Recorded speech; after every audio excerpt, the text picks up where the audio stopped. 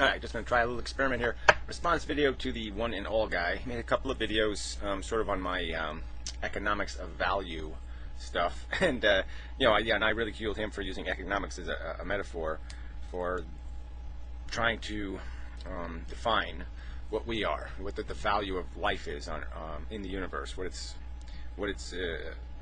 productions and what its consumptions really are in terms of something of real value. So anyway, this whole equation thing gets complicated. So I'm not going to play this video because it's, there's a lot of stuff in there I don't think there's any point in us arguing through because we're using different metaphors. And we're defining words different, which is really a problem too. So we started using a word like deprivation to describe the vacuum or the neutral state, and that's not really the neutral state, as I heard what he was saying anyway. So anyway, it's a value equation. So let's just call value something. So we'll just call it some sort of net production or net efficiency. So we'll go with NP though. That's a good. And well, it's too high. I gotta do it down here. And oh man, I cannot draw anymore. Holy crap, that's really bad. I'm jittery. Stroke thing or something. All right, so the NP, and we're going to figure out what the equal thing is. What's it come down to? What equals what? So if we use NP as what we're after, like some sort of definition of more positive or more negative. Some sort of definitive description of whether you are a black number or a red number in terms of your existence. And so you got to understand these are going to be really lame pictures, but whatever, doesn't matter. It's the first experiment. So your existence is what? It's made up of your experiences. So we call that E for your, and we'll use YE for your experiences. So there we have a term. Okay, and then what else is there? There's your impact. Let's call it. Okay, so the other one is your impact. So we use YI.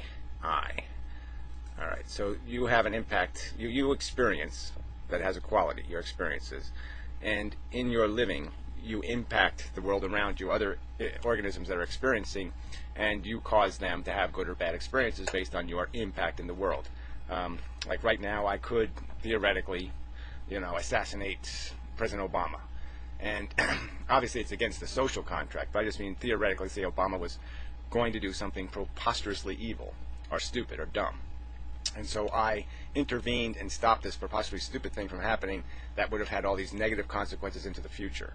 And obviously the net of my existence would be incredibly enhanced because I was a key cog or a key element in this happening, because I acted instead of not acting. And obviously, but we're stuck in a position where we just don't know what the action is. What is the most productive thing for me to be doing at this very moment to optimize how much, not only what I'm feeling, but my impact on the world. So, yes, your experiences and your impact. Probably should be some other letter in there just to define that it's a value equation. So it's your experience. So we just put V. So value of your experience versus value of your impact. Maybe there's something like that. But I don't know. That might not work either. So I have to fix that too. So anyway, but so let's try to actually do the A plus B equals C thing. And put this into some sort of numbers so we can understand, or some sort of definition. I'm running out of space here. So we'll use it to the space over here. Yeah, out of the box. Sorry, the lame video, but it's good. I think it's good. Drawing pictures is good. You can do like little cats and things, and people like that, little cat pictures. Man, I can't believe how I am really a mess. Well, anyway, no, we don't need to draw little cat pictures. Anyway, where was I? Okay. So let's define it. Let's say that you just take your day and cut every 5 minutes off of your day. Like just cut it into 5-minute segments. Something you can quantify, and you could just sit there and define the value of that experiential 5 minutes. And so like this 5 minutes right now, I would say is experientially worth nothing because my brain is really occupied. I'm trying to think. I'm completely preoccupied. So personally, I'm not really experiencing anything. I'm not having a good feeling or a bad feeling. I'm really in the neutral state just because I'm completely outside of the zone of experiencing. I'm not experiencing. But there'll be another state later where I might get depressed. And there'll be another state where I'm really unsettled and feel sick and not comfortable. And there'll be some other state later where maybe I'll fantasize and it'll be good. And Miss Pac-Man will be doing something fun. But whatever. I mean, so there'll be all these little 5-minute hunks.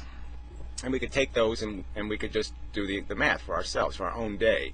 and we could just add up the value, of all the little 5-minute pieces, and we could come up with a net, number of, and say there was this many goods or this many bads.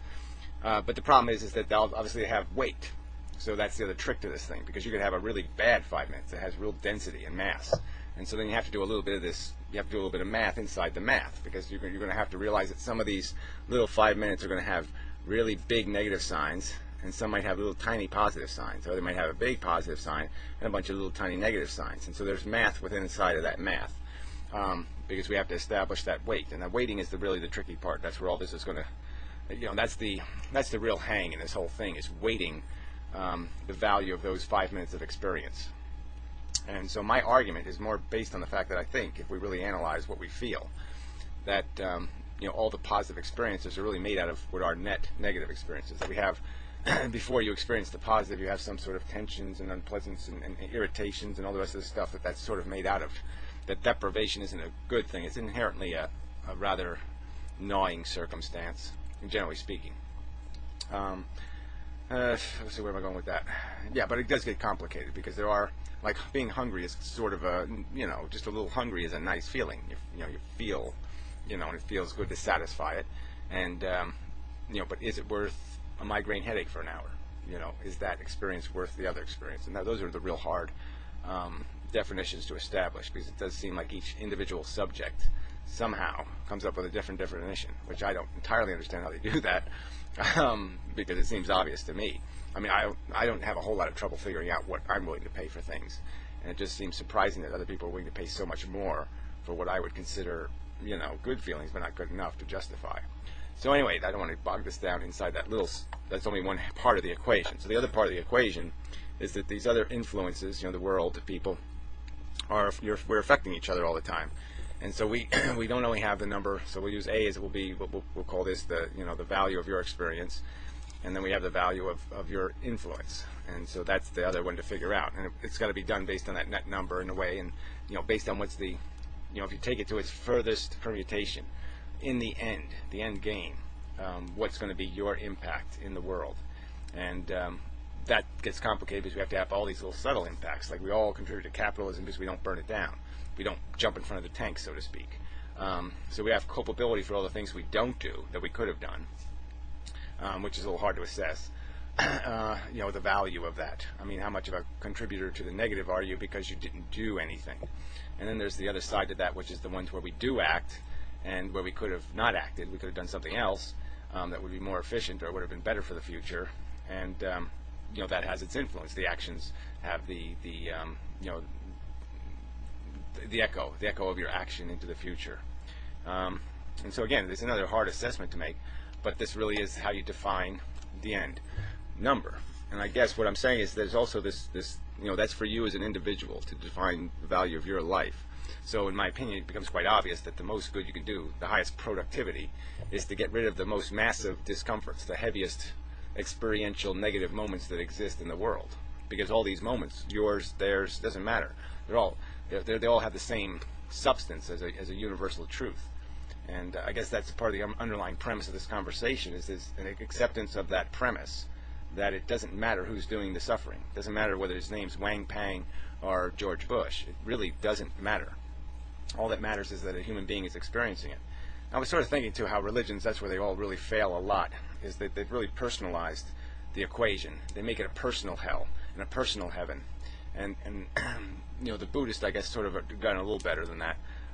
Because the crime, the sin, should always be understood as a sin against the human species, or a sin against conscious life, because that's where the equation is. That sin against all future human history, because that's really what you're committing a crime against when you're going to even define a crime. There's really it's not a matter of being a sinner. It's a matter of being a breaker, a destroyer, and it's got to be seen in.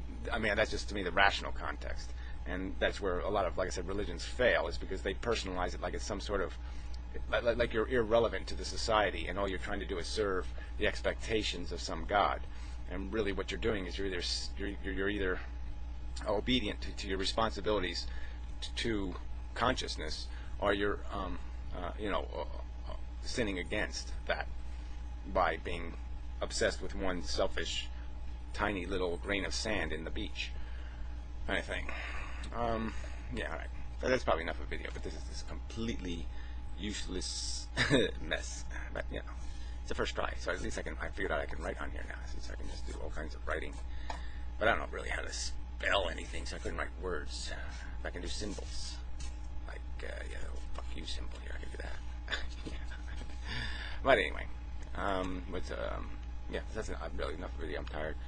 Probably should have waited till tomorrow to do this one, but it doesn't matter. I mean, let's continue the conversation.